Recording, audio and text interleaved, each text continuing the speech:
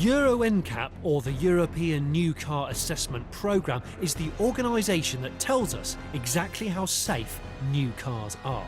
They've been crashing and analysing cars since 1997, publishing their findings so that folk like us can choose the safest possible chariot for our families. Today I've been given unprecedented behind-the-scenes access to an official crash test. I'm going to see the technology and the equipment involved, and I'm going to watch this brand new Honda CR-V face a pretty grim, pretty messy death. But first, let's look at the bigger picture. Before a car can go on sale, it has to pass crash tests as part of the European whole vehicle type approval process. But as they're a simple pass or fail, buyers can't use them to find out if one car is safer than another. That's where Euro NCAP comes in. Their tests are tougher, and instead of a pass or a fail, they publish star ratings alongside marks that reveal the ability of a car to protect occupants, pedestrians and children. These tests, they're actually voluntary, but they're so crucial in proving a car's safety record that all the big car manufacturers take part. Today, Honda has donated this CR-V for Euro NCAP to crash for them, knowing full well that if it scores well, it's going to help appeal to more buyers and sell more cars. So today is a pretty big deal. The CR-V, which is built in the UK, is being tested at Thatcham in England, one of several NCAP facilities across Europe. Each car is put through 3 different tests: a side impact, a pole impact, and, like today's test of the CR-V, a frontal impact. Alex Thompson and his team have spent a week preparing the car. It's a 60-40 offset front impact at 40 miles an hour. So 40% of the front of the car is actually hitting the deformable barrier. This represents the front of another car. This is, yeah, it's made from an aluminium honeycomb, so it's got a certain amount of crush strength in one direction.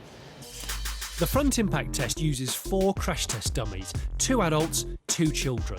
They look pretty basic, but this set is worth around 300,000 quid. They've got an awful lot of instrumentation inside them that tells us a lot of things about how an occupant would have fared in one of the crash tests.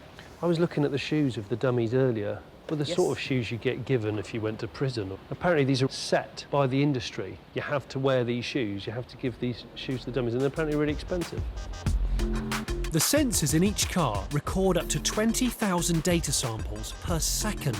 For this test, we have, I think, about 104 channels of data to tell us how the car has decelerated, how the seat belts, the force that's been put through the seat belts during the crash.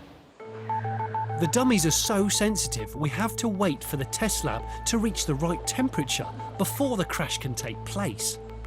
The reason why he's got white tape on his face and all the other faces is because they're going to paint some makeup on all of the dummies, so that when the airbags are deployed at the front here, you can see exactly where the face is coming into contact with the bag. You can just track where it's all been.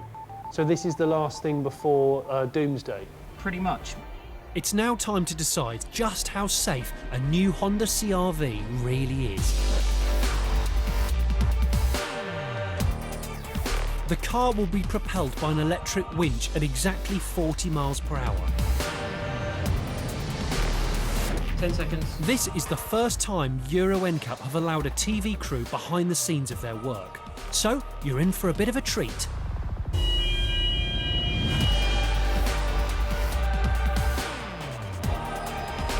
Okay, this is it. The light's really...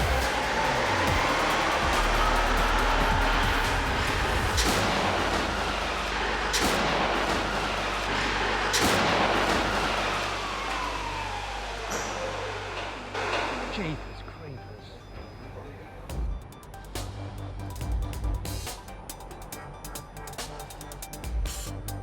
I'm going to go and have a look. Should we go and have a look? Let's go and have a look. We're off to open the doors of the car, because one of the most important things post-accident is to make sure that you can get in and out of the car, that the doors operate as they should. Alex is going to open the driver's door, which is obviously taking the brunt of the impact. 43.4. The carnage has generated over 50 gigabytes of data that's downloaded from the car and sent to the Euro NCAP headquarters in Brussels for analysis. I'm not going to touch it because it's a sort of scene of scientific investigation, but you can see where the shins have touched the the glove compartment. And you see the airbag, the driver's airbag there? It's a pretty good view of where the eyebrows, the nose bridge and the chin have touched. Aled Williams is going to tell me what this mess means. So if we look here, for example, the front end, of course, is pretty stoved in. Yep. There's a big member here, which has obviously absorbed a lot of energy. Yep. So that's done okay. But the really important thing I would say is to look at the passenger compartment. You can see that there's very little deformation of this passenger compartment. So this part here has moved rearwards very little. Yep. This has maintained its shape. From what we can see, the airbags seem to have deployed correctly during the impact. Yeah. 15, 16 years ago, this would have really folded up. Now you can see that it's really held its shape extremely well. So the whole passenger compartment is virtually intact. After 8 weeks of forensically analysing this crash and the others it went through, Euro NCAP delivered their verdict on the CRV. It was awarded a maximum possible score of 5 stars, with high marks for occupant protection, though some room for improvement on pedestrian care. Seeing such destructive forces is always shocking, but this level of analysis is also massively reassuring. Carnage like this is created purely to ensure the cars we buy are as safe as possible.